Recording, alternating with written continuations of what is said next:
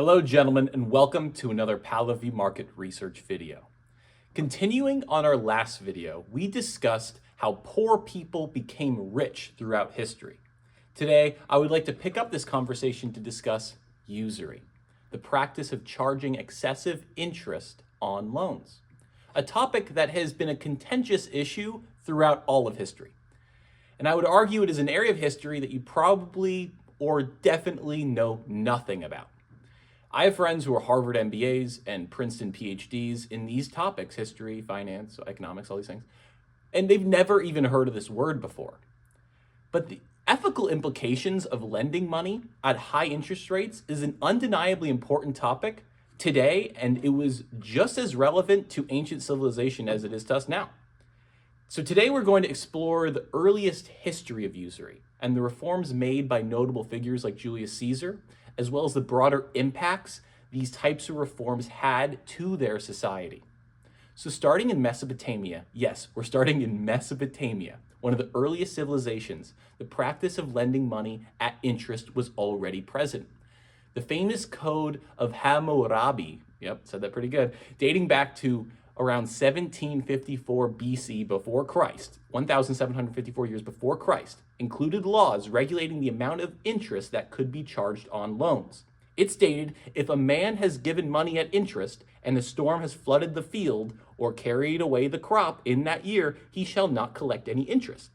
The code set maximum interest rates at about 20% annually for silver and 33.3% for grain loans. The idea that they had percentages defined back then is amazing to me.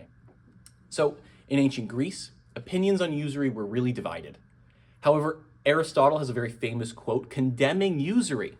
He said, "It is the most hated sort of way to make money."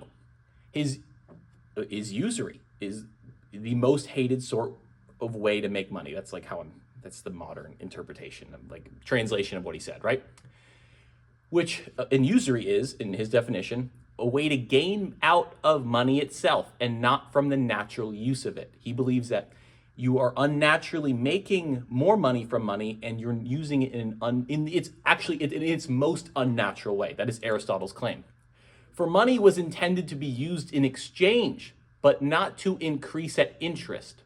And this term interest, which means the birth of money from money, is applied to the breeding of money because the offspring resembles the parent, whereof, of all modes of getting wealthy, this is the most unnatural. Okay, that's Aristotle's quote.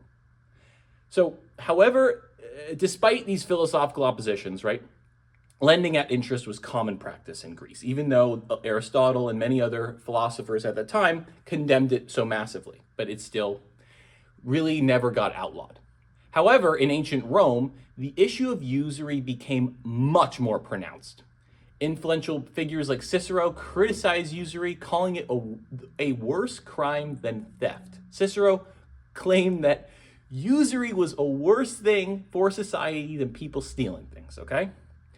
In 342 BCE, the Lex Guniciia law was enacted, forbidding the charging of interest.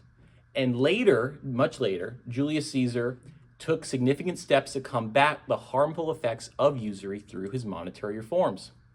Caesar's reforms were nothing short of revolutionary, guys. He implemented the cancellation of debt, all of it, abolished interest payments that had accrued during their civil war, and he ensured that properties sold to pay off their debts were valued fairly. He also reduced state debt levels to 25%. He ruled that interest could not be charged more than 1% per month.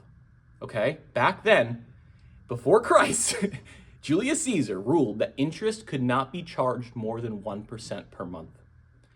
He abolished slavery as a means of settling debt. He made it legal to charge interest on interest, and that the total interest charged could never exceed the capital loaned. Today, this is now called the Induplum rule.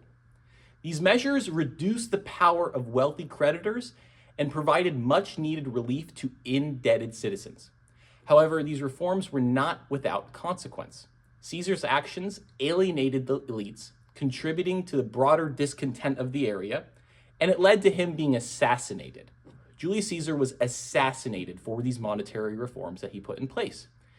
At this, where he got assassinated is called the Ides of March in 44 BCE. Okay, guys, that's today's video. In tomorrow's video, we're going to discuss the Renaissance up until modern history in the context of usury. Thanks, guys.